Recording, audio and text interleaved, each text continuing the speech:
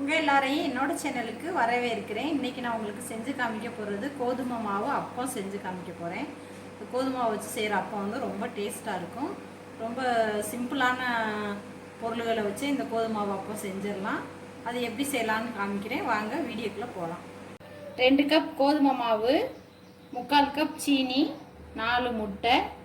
இப்போ இந்த சீனி முட்டை எல்லாத்தையும் இதோட ஒன்றா போட்டு மிக்ஸ் பண்ணிக்கிடுவோம். சீனியை போட்டுக்கிட்டோம். அடுத்து நம்ம முட்டையை பூரா 4 முட்டையை முதல்ல உடச்சி ஊற்றிக்கணும்.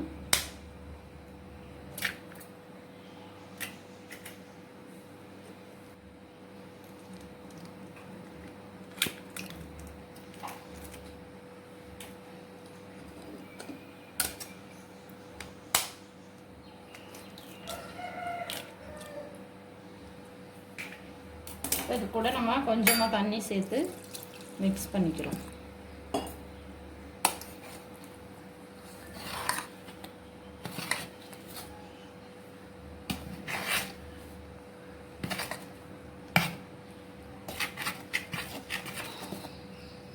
இது கூட சோடா உப்புலாம் சேர்க்க தேவையில்லை. நம்ம முட்டை போடுறதுனால இந்த அப்பம் வந்து ரொம்ப சாஃப்டாக இருக்கும், டேஸ்ட்டாகவும் இருக்கும் சாப்பிட்றது.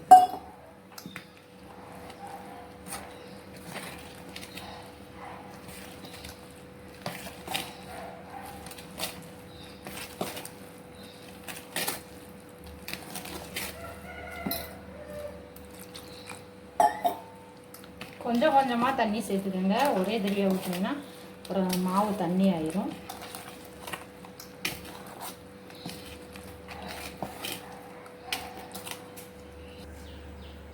இந்த பதத்துக்கு கரைச்சிக்கங்க. இப்படியே அள்ளி ஊற்றுற பதத்துக்கு கரைச்சிக்கங்க. சட்டியை காய வச்சு இந்த மாதிரி எண்ணெய் காயிற அளவுக்கு வச்சுக்கோங்க. இப்போ இதில் நம்ம அள்ளி ஊற்ற போகிறோம். அப்புறம்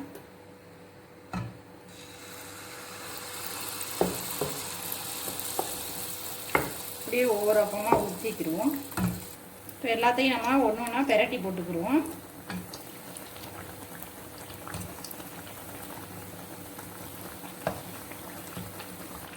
இந்த மாதிரி பொன்னிறமாக வரவும் நம்ம இப்போ எடுத்து சாப்பிட வேண்டியதான், எடுத்துக்கிடுவோம். அவ்வளோதான். பாருங்கள், நம்ம சாஃப்டான ரொம்பவும் சூப்பரான சுவையான அப்பம் செஞ்சுட்டோம், கோதுமை அப்பம். இதே மாதிரி நீங்களும் உங்கள் குழந்தைகளுக்கெல்லாம் செஞ்சு கொடுத்து பாருங்கள். இந்த வீடியோ பிடிச்சிருந்தால் லைக் பண்ணுங்கள், ஷேர் பண்ணுங்கள், கமெண்ட் பண்ணுங்கள், சப்ஸ்கிரைப் பண்ணுங்கள். மறக்காமல் பக்கத்தில் உள்ள பெல் பட்டனை கிளிக் பண்ணுங்கள். Thank you friends.